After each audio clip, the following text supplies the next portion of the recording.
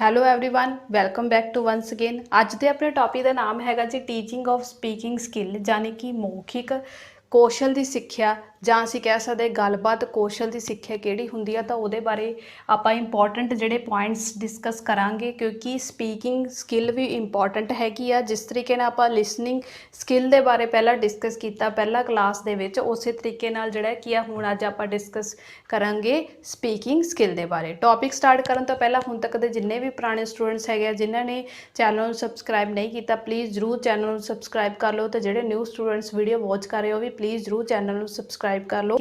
ਤਾਂ ਚਲਿਏ ਸਟਾਰਟ ਕਰਦੇ ਹਾਂ। ਸਭ ਤੋਂ ਪਹਿਲਾਂ ਹੈਗਾ ਜੀ ਮਾਨਵ ਆਪਣੇ ਮਨ ਦੇ ਵਿਚਾਰਾਂ ਨੂੰ ਪ੍ਰਗਟ ਕਰਨ ਲਈ ਜਿਨ੍ਹਾਂ ਧੁਨੀਆਂ ਸੰਕੇਤਾਂ ਦਾ ਪ੍ਰਯੋਗ ਕਰਦਾ ਉਸ ਨੂੰ ਹੀ ਅਸੀਂ ਮੌਖਿਕ ਭਾਸ਼ਾ ਜਾਂ ਮੌਖਿਕ ਪ੍ਰਗਟਾ ਕਹਿੰਦੇ ਆ। ਯਾਨੀ ਕਿ ਸਪੀਕਿੰਗ ਕਿਹਨੂੰ ਕਹਿੰਦੇ ਆ? ਜਿਹਦੇ ਵਿੱਚ ਇੱਕ ਵਿਅਕਤੀ ਆਪਣੇ ਮਨ ਦੇ ਵਿਚਾਰਾਂ ਨੂੰ ਜਿਹੜਾ ਕੀ ਆ ਪ੍ਰਗਟ ਕਰਨ ਦੀ ਕੋਸ਼ਿਸ਼ ਕਰਦਾ, ਠੀਕ ਹੈ। ਤੇ ਜਦੋਂ ਉਹ ਪ੍ਰਗਟ ਕਰਦਾ ਕਿਸ ਤਰੀਕੇ ਦੀਆਂ ਧੁਨੀਆਂ ਜਾਂ ਸੰਕੇਤਾਂ ਦਾ ਜਿਹੜਾ ਕੀ ਆ ਪ੍ਰਯੋਗ ਕਰਦਾ ਹੈਗਾ, ਉਸ ਨੂੰ ਹੀ ਅਸੀਂ ਜਿਹੜੀ ਕੀ ਆ ਮੌਖਿਕ ਭਾਸ਼ਾ ਜਾਂ ਮੌਖਿਕ ਪ੍ਰਗਟਾ ਜਿਹੜਾ ਕੀ ਆ ਕਹਿੰਦੇ ਆ। ਤਾਂ ਇਹ ਇੱਕ ਤਰ੍ਹਾਂ ਦੀ ਪਹਿਲਾਂ ਇੰਟਰੋ ਪਤਾ ਹੋਣੀ ਚਾਹੀਦੀ ਹੈ, ਕਿਉਂਕਿ ਕੋਈ ਵੀ ਟੌਪਿਕ ਸਟਾਰਟ ਕਰਨ ਤੋਂ ਪਹਿਲਾਂ ਉਸ ਦੇ ਬਾਰੇ ਪਤਾ ਹੋਣਾ ਚਾਹੀਦਾ ਹੈ ਕਿ ਸਪੀਕਿੰਗ ਜਿਹੜੀ ਕੀ ਹੈ ਕੀ ਹੁੰਦੀ ਹੈ, ਯਾਨੀ ਕਿ ਮੌਖਿਕ ਭਾਸ਼ਾ ਕੀ ਹੈ। ਤਾਂ ਉਹਦੇ ਬਾਰੇ ਤੁਹਾਨੂੰ ਹੁਣ ਇਹ ਕਲੀਅਰਟੀ ਹੋ ਚੁੱਕੀ ਹੋਊਗੀ, ਠੀਕ ਹੈ। ਵੀਡੀਓ ਨੂੰ ਪਲੀਜ਼ ਜ਼ਰੂਰ ਐਂਡ ਤੱਕ ਜ਼ਰੂਰ ਦੇਖਿਆ ਕਰੋ, ਕਿਉਂਕਿ ਵੀਡੀਓ ਨੂੰ ਬਣਾਉਣ ਲੱਗੇ ਬਹੁਤ ਜ਼ਿਆਦਾ ਜਿਹੜਾ ਕੀ ਆ ਮਿਹਨਤ ਲੱਗਦੀ ਹੈਗੀ ਆ। ਤਾਂ ਮੈਂ ਚਾਹੁੰਦੀ ਹਾਂ ਕਿ ਤੁਸੀਂ ਵੀ ਇਸ ਮਿਹਨਤ ਦਾ ਫਲ ਜ਼ਰੂਰ ਲਓ। ਤਾਂ ਵੀਡੀਓ ਨੂੰ ਜਿਹੜਾ ਕਿ ਪੂਰਾ ਐਂਡ ਤੱਕ ਦੇਖਿਆ ਕਰੋ, ਤਾਂ ਹੀ ਤੁਹਾਨੂੰ ਇਸ ਦੇ ਰਿਲੇਟਡ ਜਿਹੜੇ ਕਨਸੈਪਟ ਕਲੀਅਰ ਹੋਣਗੇ। ਜੇਕਰ ਤੁਹਾਨੂੰ ਇਹ ਸਾਰੇ ਕਨਸੈਪਟ ਕਲੀਅਰ ਹੋਣਗੇ, ਤੁਹਾਨੂੰ ਪ੍ਰੈਕਟਿਸ ਦੀ ਵੀ MCQs ਦੀ ਕੋਈ ਲੋੜ ਨਹੀਂ ਪਊਗੀ, ਕਿਉਂਕਿ ਐਜ਼ ਇਟ ਇਜ਼ ਹੀ ਜਦੋਂ ਇਹ ਚੀਜ਼ ਤੁਸੀਂ ਸਮਝ ਗਏ ਤਾਂ ਕੁਐਸਚਨ ਜਿਹੜੇ ਕਿ ਤੁਹਾਨੂੰ ਈਜ਼ੀਲੀ ਐਗਜ਼ਾਮ ਦੇ ਵਿੱਚ ਸਮਝ ਆ ਜਾਣਗੇ। ਇਸ ਲਈ ਮੈਂ ਕਹਿ ਰਹੀ ਹਾਂ ਕਿ ਲਾਸਟ ਤੱਕ ਹਰੇਕ ਵੀਡੀਓ ਨੂੰ ਜਿੰਨੇ ਵੀ ਪੰਜਾਬੀ ਪੈਡਾਗੋਜੀ ਦੀਆਂ ਵੀਡੀਓਜ਼ ਤੁਹਾਨੂੰ ਦੇਖਣ ਨੂੰ ਮਿਲਦੀਆਂ ਉਹਨਾਂ ਨੂੰ ਜ਼ਰੂਰ ਐਂਡ ਤੱਕ ਪੂਰੀਆਂ ਦੇਖਿਆ ਕਰੋ, ਠੀਕ ਹੈ। ਜੇਕਰ ਆਪਾਂ ਹੁਣ ਗੱਲ ਕਰੀਏ ਕਿ ਮੌਖਿਕ ਪ੍ਰਗਟਾ ਦੇ ਲੋੜ ਤੇ ਮਹੱਤਤਾ ਕੀ ਆ, ਹਨਾ, ਕਿਉਂ ਇਸ ਚੀਜ਼ ਦੀ ਜ਼ਰੂਰਤ ਆ ਤੇ ਕਿਉਂ ਇਹ ਚੀਜ਼ ਇੰਪੋਰਟੈਂਟ ਹੈਗੀ ਆ। ਸਭ ਤੋਂ ਪਹਿਲਾਂ ਆ ਗਿਆ ਜੀ ਦੈਨਿਕ ਜੀਵਨ ਵਿੱਚ ਮਹੱਤਵ। ਸਾਡੀ ਲਾਈਫ ਦੇ ਵਿੱਚ ਇਹ ਚੀਜ਼ ਬਹੁਤ ਇੰਪੋਰਟੈਂਟ ਹੈਗੀ ਆ। ਸਾਡਾ ਜਦੋਂ ਵੀ ਦਿਨ ਦੀ ਸ਼ੁਰੂਆਤ ਹੁੰਦੀ ਆ, ਹਨਾ, ਅਸੀਂ ਕੀ ਕਰਦੇ ਹਾਂ, ਬਹੁਤ ਸਾਰੀਆਂ ਚੀਜ਼ਾਂ ਇਹੋ ਜਿਹੀਆਂ ਹੁੰਦੀਆਂ ਜਿਹੜੀਆਂ ਰਿਟਨ ਸਮਝਾਈਆਂ ਨਹੀਂ ਜਾ ਸਕਦੀਆਂ। ਜੇਕਰ ਕੋਈ ਕਾਰੋਬਾਰ, ਹਨਾ, ਕਾਰੋਬਾਰੀ ਦਾ ਕੰਮ ਕਰਦਾ ਹੈਗਾ ਜਾਂ ਕੋਈ ਕਿਸੇ ਦਾ ਪ੍ਰੋਫੈਸ਼ਨ ਦੇ ਫੀਲਡ ਵਿੱਚ ਜੇਕਰ ਆਪਾਂ ਵੇਖੀਏ ਤਾਂ ਸਾਰੇ ਕੰਮ ਜਿਹੜੇ ਕੀ ਆ ਸਪੀਕਿੰਗ ਰਾਹੀਂ ਹੁੰਦੇ ਆ, ਬੋਲ ਕੇ ਹੁੰਦੇ ਆ, ਹਨਾ। ਦਿਨ ਤੋਂ ਲੈ ਕੇ ਰਾਤ ਤੱਕ ਅਸੀਂ ਜਿਹੜਾ ਕਿ ਦੂਜੇ ਲੋਕਾਂ ਨਾਲ ਗੱਲਬਾਤ ਕਰਦੇ ਆ, ਹਨਾ, ਫੋਨ ਦੇ ਉੱਪਰ ਗੱਲ ਤਾਂ ਸਾਡੀ ਜਿਹੜੀ ਕਨਵਰਸੇਸ਼ਨ ਗੱਲਬਾਤ ਹੁੰਦੀ ਆ ਉਹ ਇੱਕ ਤਰ੍ਹਾਂ ਦੀ ਸਾਡੀ ਸਪੀਕਿੰਗ ਸਕਿੱਲ ਹੀ ਆ।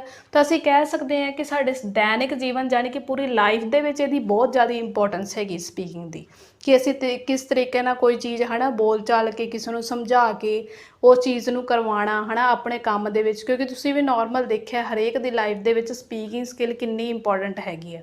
ਤਾਂ ਅਸੀਂ ਕਹਿ ਸਕਦੇ ਹਾਂ ਕਿ ਇਹ ਦੈਨਿਕ ਜੀਵਨ ਵਿੱਚ ਮਹੱਤਵ ਆ। ਨੈਕਸਟ ਜੇਕਰ ਗੱਲ ਕਰੀਏ ਸ਼ਖਸੀਅਤ ਵਿਕਾਸ ਵਿੱਚ ਸਹਾਇਕ ਆ, ਯਾਨੀ ਕਿ ਸਾਡੀ ਪਰਸਨੈਲਿਟੀ ਵਿੱਚ ਵੀ ਇਹ ਡਿਵੈਲਪਮੈਂਟ ਕਰਦੀ ਹੈ। ਸਾਡੇ ਬੋਲਣ ਚਾਲਣ ਦਾ ਤਰੀਕਾ ਕਿਸ ਤਰੀਕੇ ਨਾਲ ਆ, ਹਨਾ, ਸਾਡੀ ਬੋਲ ਚਾਲ ਦੇ ਤਰੀਕੇ ਤੋਂ ਹੀ ਅਸੀਂ ਬੰਦੇ ਦੀ ਪਰਸਨੈਲਿਟੀ ਨੂੰ ਜੱਜਮੈਂਟ ਕਰ ਲੈਂਦੇ ਹਾਂ ਕਿ ਉਹ ਬੰਦਾ ਕਿਸ ਤਰੀਕੇ ਨਾਲ ਗੱਲਬਾਤ ਕਰਨ ਜੋਗਾ, ਹਨਾ। ਤਾਂ ਅਸੀਂ ਕਹਿ ਸਕਦੇ ਹਾਂ ਕਿ ਸਾਡੇ ਸ਼ਖਸੀਅਤ ਵਿਕਾਸ ਦੇ ਵਿੱਚ ਇਹ ਬਹੁਤ ਜਿਹੜੀ ਕਿ ਇੰਪੋਰਟੈਂਟ ਰੋਲ ਅਦਾ ਕਰਦੀ ਹੈ। ਨੈਕਸਟ ਜੇਕਰ ਆਪਾਂ ਥਰਡ ਪੁਆਇੰਟ ਦੀ ਗੱਲ ਕਰੀਏ, ਬੋਲਚਾਲ ਸਪਸ਼ਟ ਹੋਣਾ ਚਾਹੀਦਾ, ਗੱਲਾਂ ਨੂੰ ਘੁਮਾ ਫਿਰਾ ਕੇ ਨਹੀਂ ਸਗੋਂ ਸਾਫ਼ ਸੁਥਰਾ ਜਿਹੜਾ ਕਿ ਸਿੱਧਾ ਕਹਿਣਾ ਚਾਹੀਦਾ। ਤਾਂ ਇਹ ਵੀ ਚੀਜ਼ ਬਹੁਤ ਇੰਪੋਰਟੈਂਟ ਹੈ ਕਿ ਜਿਹੜੀ ਵੀ ਸਾਡੀ ਸਪੀਕਿੰਗ ਹੋਵੇ ਬਿਲਕੁਲ ਹੀ ਸਪਸ਼ਟ ਹੋਣੀ ਚਾਹੀਦੀ ਹੈ, ਕਿ ਗੱਲ ਸਿਰਫ ਜੋ ਵੀ ਤੁਸੀਂ ਕਹਿਣਾ ਚਾਹੁੰਦੇ ਹੋ ਅਗਲੇ ਦੇ ਸਾਹਮਣੇ ਬਿਲਕੁਲ ਸਪਸ਼ਟ ਗੱਲ ਕਹੀ ਜਾਵੇ, ਹਨਾ। ਗੱਲਾਂ ਨੂੰ ਜਿਹੜਾ ਘੁਮਾ ਫਿਰਾ ਕੇ ਨਹੀਂ ਕਿਹਾ ਜਾਵੇ। ਜੇਕਰ ਕੋਈ ਗੱਲਾਂ ਨੂੰ ਘੁਮਾ ਫਿਰਾ ਕੇ ਕਹਿੰਦਾ ਅਸੀਂ ਉਹਦੀ ਸਪੀਕਿੰਗ ਜਿਹੜੀ ਕੀ ਆ ਵਧੀਆ ਨਹੀਂ ਮੰਨ ਸਕਦੇ, ਠੀਕ ਹੈ। ਤਾਂ ਉਹਨੂੰ ਜਿਹੜਾ ਕੀ ਹੈ ਸਾਫ਼ ਤੇ ਸਿੱਧਾ ਜਿਹੜਾ ਕੀ ਆ ਕਹਿਣਾ ਚਾਹੀਦਾ ਕੋਈ ਵੀ ਗੱਲ। ਨੈਕਸਟ ਜੇਕਰ ਆਪਾਂ ਫੋਰਥ ਪੁਆਇੰਟ ਦੀ ਗੱਲ ਕਰੀਏ, ਵਾਰਤਾਲਾਪ ਵਿੱਚ ਸੁਭਾਵਿਕਤਾ ਹੋਣੀ ਚਾਹੀਦੀ ਹੈ, ਯਾਨੀ ਕਿ ਜਿਹੜੀ ਵੀ ਅਸੀਂ ਵਾਰਤਾਲਾਪ ਜਾਂ ਕਨਵਰਸੇਸ਼ਨ ਜਾਂ ਕਿਸੇ ਨਾਲ ਕੋਈ ਵੀ ਇੰਟਰੈਕਸ਼ਨ ਕੋਈ ਵੀ ਅਸੀਂ ਗੱਲਬਾਤ ਕਰ ਰਹੇ ਹਾਂ ਤਾਂ ਉਹ ਸਾਡੀ ਜਿਹੜੀ ਕਿ ਨੈਚੁਰਲ ਹੋਣੀ ਚਾਹੀਦੀ ਹੈ, ਬਨਾਉਟੀ ਨਹੀਂ। ਕਿਉਂਕਿ ਕਈ ਸਾਰੇ ਜਿਹੜੇ ਕੀ ਆ ਐਵੇਂ ਦੇ ਪਰਸਨ ਹੁੰਦੇ ਆ ਕਿ ਜੋ ਸ਼ੋਅ ਆਫ ਕਰਨ ਵਾਸਤੇ ਵੀ ਕੋਈ ਇਸ ਤਰੀਕੇ ਦੀ ਬੋਲੀ ਬੋਲਣ ਦੀ ਕੋਸ਼ਿਸ਼ ਕਰਦੇ ਆ। ਤਾਂ ਕਾਫੀ ਸਾਰੀਆਂ ਜਿਹੜੇ ਕਿ ਆਪਾਂ ਨੂੰ ਪਤਾ ਹੀ ਲੱਗ ਜਾਂਦਾ ਕਿ ਇਹ ਪਰਸਨ ਜਿਹੜਾ ਕੀ ਆ ਨੈਚੁਰਲੀ ਤੌਰ 'ਤੇ ਨਹੀਂ ਬੋਲ ਰਿਹਾ ਹੈਗਾ। ਤਾਂ ਅਸੀਂ ਕਹਿ ਸਕਦੇ ਹਾਂ ਕਿ ਇਹ ਚੀਜ਼ ਜਿਹੜੀ ਕਿ ਨੈਚੁਰਲ ਹੋਣੀ ਚਾਹੀਦੀ ਹੈ। ਜੋ ਤੁਹਾਡੇ ਵਿੱਚ ਨੈਚੁਰਲਤਾ ਹੋਊਗੀ, ਹੈ ਨਾ, ਅਸੀਂ ਕਹਿ ਸਕਦੇ ਹਾਂ ਕਿ ਸੁਭਾਵਿਕਤਾ ਹੋਊਗੀ ਨੈਚੁਰਲ ਤੌਰ 'ਤੇ, ਤਾਂ ਉਸੇ ਤਰੀਕੇ ਨਾਲ ਹੀ ਤੁਸੀਂ ਸਪੀਕਿੰਗ ਜਿਹੜੀ ਕੀ ਆ ਬੋਲਣੀ ਚਾਹੀਦੀ ਹੈਗੀ ਹੈ, ਦੂਜਿਆਂ ਨਾਲ ਗੱਲਬਾਤ ਵਾਰਤਾਲਾਪ ਉਸ ਤਰੀਕੇ ਨਾਲ ਹੋਣੀ ਚਾਹੀਦੀ ਹੈ। ਨੈਕਸਟ ਜੇਕਰ ਆਪਾਂ ਗੱਲ ਕਰੀਏ 5th ਪੁਆਇੰਟ ਦੀ, ਬੋਲਚਾਲ ਪ੍ਰਭਾਵਸ਼ਾਲੀ ਹੋਣੀ ਚਾਹੀਦੀ ਹੈ ਜਿਸ ਵਿੱਚ ਖਿੱਚ ਸ਼ਕਤੀ ਹੋਵੇ। ਇਸ ਤਰੀਕੇ ਦੀ ਬੋਲਚਾਲ ਹੋਵੇ, ਯਾਨੀ ਕਿ ਇਸ ਤਰੀਕੇ ਦੀ ਤੁਹਾਡੀ ਸਪੀਕਿੰਗ ਹੋਣੀ ਚਾਹੀਦੀ ਹੈ ਜੋ ਦੂਜਿਆਂ ਨੂੰ ਜਿਹੜਾ ਕਿ ਅਟਰੈਕਟ ਕਰੇ, ਹੈ ਨਾ, ਜਿਹਦੇ ਵਿੱਚ ਬੱਚਾ ਸੌਰੀ ਵੀ ਜੇਕਰ ਆਪਾਂ ਕਿਸੇ ਨਾਲ ਗੱਲਬਾਤ ਕਰਦੇ ਹਾਂ ਤਾਂ ਉਹ ਇਸ ਚੀਜ਼ ਨੂੰ ਸਾਫ਼ ਸੁਥਰਾ ਸਮਝੇ, ਕਲੈਰਿਟੀ ਨਾਲ ਸਮਝੇ, ਹੈ ਨਾ, ਤਾਂ ਖਿੱਚ ਜਿਹੜੀ ਕੀ ਹੈ ਉਹਦੇ ਵਿੱਚ ਸ਼ਕਤੀ ਹੋਵੇ ਕਿ ਉਹ ਆਪਣੀ ਗੱਲ ਨੂੰ ਧਿਆਨ ਦੇ ਵਿੱਚ ਜਿਹੜਾ ਕੀ ਹੈ ਸੁਣਨ। ਆਪਾਂ ਐ ਦੇਖਦੇ ਹਾਂ ਕਿ ਜਦੋਂ ਆਪਾਂ ਛੋਟੇ ਬੱਚਿਆਂ ਨੂੰ ਪੜ੍ਹਾ ਰਹੇ ਹੁੰਦੇ ਹਾਂ, ਇੱਕ ਅਧਿਆਪਕ ਕਿੰਨਾ ਪੋਲਾਈਟ ਹੋ ਕੇ ਉਹਨਾਂ ਨੂੰ ਜਿਹੜਾ ਕਿ ਪੜ੍ਹਾਉਂਦਾ, ਤਾਂ ਕਿ ਬੱਚੇ ਦੇ ਵਿੱਚ ਜਿਹੜਾ ਵੀ ਡਰ ਹੁੰਦਾ ਹੈ ਸਕੂਲ ਆਉਣ ਦਾ ਜਾਂ ਕਿਸੇ ਟੀਚਰ ਨਾਲ ਕੋਈ ਗੱਲਬਾਤ ਕਰਨ ਦਾ ਜਾਂ ਸ਼ੇਅਰ ਕਰਨ ਦਾ, ਉਹ ਚੀਜ਼ ਖਤਮ ਹੋ ਜਾਂਦੀ ਹੈ। ਉਹ ਕਿਉਂ ਇਸ ਤਰੀਕੇ ਨਾਲ ਪੋਲਾਈਟ ਹੋ ਕੇ ਗੱਲਬਾਤ ਕਰਦੇ ਆ, ਤਾਂ ਕਿ ਬੱਚਾ ਹਰੇਕ ਗੱਲ ਬਿਨਾਂ ਝਿਜਕ ਬਿਨਾਂ ਡਰ ਤੋਂ ਉਹਨਾਂ ਨਾਲ ਸ਼ੇਅਰ ਕਰ ਸਕੇ। ਤਾਂ ਬੋਲਚਾਲ ਉਹ ਕਹਿੰਦੇ ਇਸ ਤਰੀਕੇ ਦੀ ਜਿਹੜੀ ਕੀ ਹੈ ਪ੍ਰਭਾਵਸ਼ਾਲੀ ਹੋਣੀ ਜ਼ਰੂਰੀ ਹੈ। ਨੈਕਸਟ ਜੇਕਰ 6 ਪੁਆਇੰਟ ਦੀ ਗੱਲ ਕਰੀਏ, ਬੋਲਣ ਸਮੇਂ ਭਾਸ਼ਾ ਵਿੱਚ ਉਚਿਤ ਗਤੀ ਤੇ ਪ੍ਰਵਾਹ ਹੋਣਾ ਚਾਹੀਦਾ ਹੈ, ਉਚਿਤ ਵਿਸ਼ਰਾਮ ਚਿੰਨ੍ਹਾਂ ਅਨੁਸਾਰ ਰੁਕਣਾ ਤੇ ਵਧਣਾ ਚਾਹੀਦਾ। ਬੋਲਣ ਸਮੇਂ ਇਹ ਨਹੀਂ ਕਿ ਇੱਕ ਉੱਚ ਗਤੀ, ਯਾਨੀ ਕਿ ਕੋਈ ਇੱਕ ਸਿਸਟਮ ਹੋਣਾ ਚਾਹੀਦਾ ਬੋਲਣ ਦਾ, ਹੈ ਨਾ, ਵੀ ਤੁਸੀਂ ਕਿੱਥੇ ਜਾ ਕੇ ਸਟਾਪ ਕਰਨਾ, ਕਿਹੜੀ ਗੱਲ ਨੂੰ ਕਿਸ ਤਰੀਕੇ ਨਾਲ ਬੋਲਣਾ, ਹੈ ਨਾ, ਉਚਿਤ ਵਿਸ਼ਰਾਮ ਚਿੰਨ੍ਹਾਂ ਦੀ ਵਰਤੋਂ ਕਰਨੀ, ਹੈ ਨਾ, ਕਿ ਇੱਥੇ ਵਿਸ਼ਰਾਮ ਚਿੰਨ੍ਹ ਲੱਗ ਗਿਆ ਮਤਲਬ ਤੁਸੀਂ ਇੱਥੇ ਸਟਾਪ ਕਰਤਾ।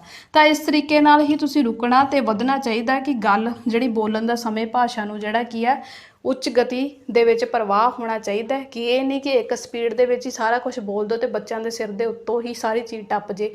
ਇਹ ਚੀਜ਼ ਨਹੀਂ ਹੋਣੀ ਚਾਹੀਦੀ।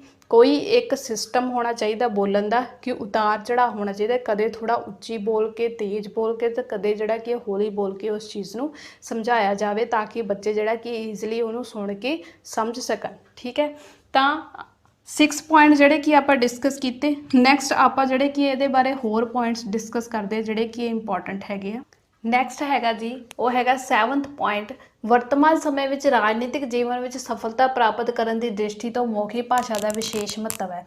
ਜੇਕਰ ਆਪਾਂ ਪੋਲੀਟੀਕਲ ਵਾਲੀ ਫੀਲਡ ਦੇ ਵਿੱਚ ਵੇਖੀਏ ਤਾਂ ਤੁਸੀਂ ਦੇਖਿਆ ਹੋਊਗਾ ਕਿ ਜਿਹੜੇ ਲੀਡਰ ਹੁੰਦੇ ਆ ਵੱਧ ਤੋਂ ਵੱਧ ਜਿਹੜੇ ਕੀ ਭਾਸ਼ਣ ਦਿੰਦੇ ਹਨ, ਐਡਵਰਟਾਈਜ਼ਮੈਂਟਸ ਕਰਵਾਉਂਦੇ ਆ, ਉਹਦੇ ਵਿੱਚ ਵੀ ਮੌਖਿਕ ਰੂਪ ਵਿੱਚ ਇਹ ਚੀਜ਼ ਸਮਝਾਈ ਜਾਂਦੀ ਹੈ ਕਿ ਤੁਸੀਂ ਸਾਨੂੰ ਵੱਧ ਤੋਂ ਵੱਧ ਵੋਟ ਪਾਓ ਜਾਂ ਕੁਛ ਵੀ, ਹੈ ਨਾ। ਇਹ ਚੀਜ਼ਾਂ ਬੋਲ ਬੋਲ ਕੇ ਉਹ ਕਿਉਂ ਕਰਦੇ ਆ, ਕਿਉਂਕਿ ਸਪੀਕਿੰਗ ਦਾ ਰੋਲ ਹੀ ਬਹੁਤ ਇੰਪੋਰਟੈਂਟ ਆ। ਤਾਂ ਅਸੀਂ ਕਹਿ ਸਕਦੇ ਹਾਂ ਕਿ ਵਰਤਮਾਨ ਯਾਨੀ ਕਿ ਪ੍ਰੈਜ਼ੈਂਟ ਸਮੇਂ ਦੇ ਵਿੱਚ ਵੀ ਰਾਜਨੀਤਿਕ ਜੀਵਨ ਵਿੱਚ ਇਹ ਸਫਲਤਾ ਪ੍ਰਾਪਤ ਦ੍ਰਿਸ਼ਟੀ ਤੋਂ ਜਿਹੜੇ ਕਿ ਭਾਸ਼ਾ ਦੇ ਵਿਸ਼ੇਸ਼ ਮਹੱਤਵ ਇਹਨੂੰ ਮੰਨਿਆ ਜਾਂਦਾ ਹੈ, ਮੌਖਿਕ ਭਾਸ਼ਾ ਨੂੰ। ਤਾਂ ਅਸੀਂ ਕਹਿ ਸਕਦੇ ਕਿ ਦੇਖੋ ਸਪੀਕਿੰਗ ਕਿੰਨੀ ਜ਼ਿਆਦਾ ਇੰਪੋਰਟੈਂਟ ਹੈ, ਕਿਉਂਕਿ ਸਭ ਤੋਂ ਜ਼ਿਆਦਾ ਇਹਦਾ ਯੂਜ਼ ਹੁੰਦਾ ਹੈ।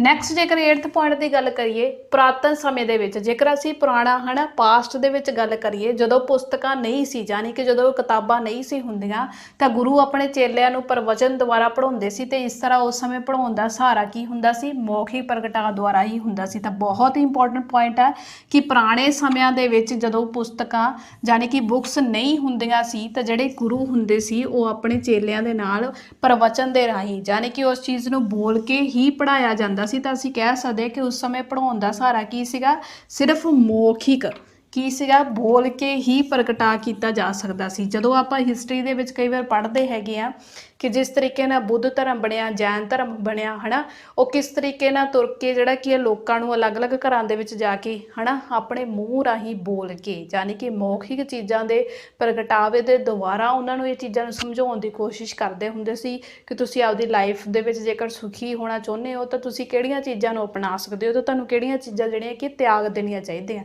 ਤਾਂ ਅਸੀਂ ਹੁਣ ਤੱਕ ਇਹ ਚੀਜ਼ਾਂ ਦੇਖੀਆਂ ਹੀ ਆ, ਕਿਉਂਕਿ ਉਸ ਟਾਈਮ ਜਿਹੜੀਆਂ ਕਿ ਕਿਤਾਬਾਂ ਛਪੀਆਂ ਨਹੀਂ ਸੀ ਹੋਈਆਂ, ਤਾਂ ਸ਼ੁਰੂ ਵਿੱਚ ਜਿਹੜਾ ਕੀ ਆ ਮੌਖਿਕ ਰੂਪ ਵਿੱਚ ਹੀ ਦੂਜਿਆਂ ਨੂੰ ਜਿਹੜਾ ਕਿ ਸਮਝਾਇਆ ਜਾਂਦਾ ਸੀਗਾ। ਤਾਂ ਅਸੀਂ ਕਹਿ ਸਕਦੇ ਹਾਂ ਕਿ ਸਪੀਕਿੰਗ ਸਕਿੱਲ ਜਿਹੜੀ ਕਿ ਸਾਡੀ ਸ਼ੁਰੂ ਤੋਂ ਹੀ ਜਿਹੜੀ ਕਿ ਚੱਲਦੀ ਆ ਰਹੀ ਹੈ, ਤੇ ਇਹ ਇੱਕ ਬੱਚੇ ਦੀ ਲਾਈਫ ਦੇ ਵਿੱਚ ਬਹੁਤ ਹੀ ਇੰਪੋਰਟੈਂਟ ਰੋਲ ਅਦਾ ਕਰਦੀ ਹੈ। ਠੀਕ ਹੈ, ਨੈਕਸਟ ਜੇਕਰ ਆਪਾਂ ਗੱਲ ਕਰੀਏ 9th ਪੁਆਇੰਟ ਦੀ, ਲੋਕ ਵਿਵਹਾਰ ਵਿੱਚ ਸਧਾਰਨ ਲੋਕਾਂ ਦੀ ਭਾਸ਼ਾ ਬੋਲਣ ਚਾਹੀਦੀ ਹੈ ਤੇ ਸਾਹਿਤ ਭਾਸ਼ਾ ਦੀ ਵਰਤੋਂ ਸਾਹਿਤ ਵਿੱਚ ਹੀ ਕਰਨੀ ਚਾਹੀਦੀ ਹੈ, ਆਮ ਬੋਲਚਾਲ 'ਚ ਨਹੀਂ।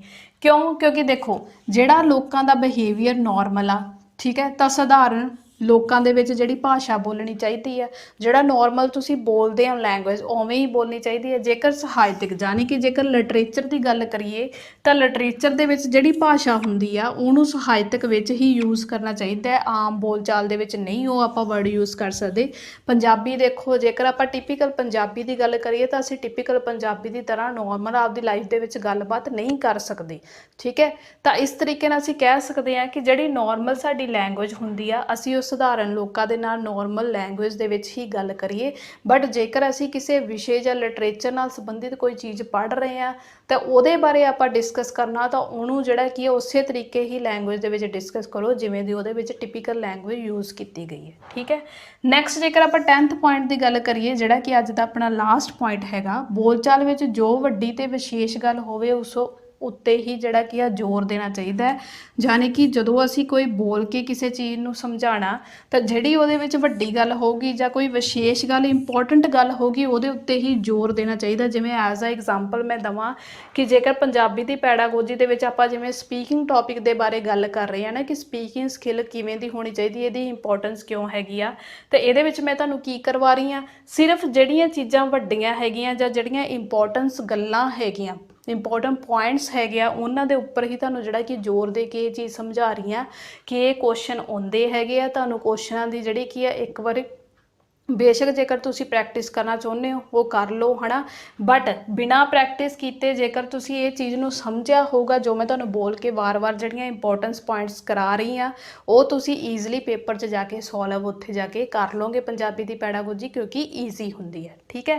ਤਾਂ ਅੱਜ ਦੇ ਟੌਪਿਕ ਦੇ ਵਿੱਚ ਜਿਹੜਾ ਕਿ ਆਪਾਂ 10 ਪੁਆਇੰਟ ਡਿਸਕਸ ਕੀਤੇ ਸਪੀਕਿੰਗ ਸਕਿੱਲ ਦੇ ਬਾਰੇ। ਆਈ ਹੋਪ ਤੁਹਾਨੂੰ ਵੀਡੀਓ ਵਧੀਆ ਲੱਗੀ ਹੋਊਗੀ। ਜੇਕਰ ਤੁਹਾਨੂੰ ਵੀਡੀਓ ਵਧੀਆ ਲੱਗੀ ਵੀਡੀਓ ਨੂੰ ਲਾਈਕ ਸ਼ੇਅਰ ਜ਼ਰੂਰ ਕਰਿਓ ਤੇ ਕਮੈਂਟਸ ਕਰਕੇ ਜ਼ਰੂਰ ਦੱਸਿਓ ਕਿ ਵੀਡੀਓ ਤੁਹਾਨੂੰ ਕਿਵੇਂ ਲੱਗੀ। ਮੇਰੀ ਇਸ ਵੀਡੀਓ ਨੂੰ ਵਾਚ ਕਰਨ ਲਈ ਤੁਹਾਡਾ ਬਹੁਤ ਬਹੁਤ ਧੰਨਵਾਦ।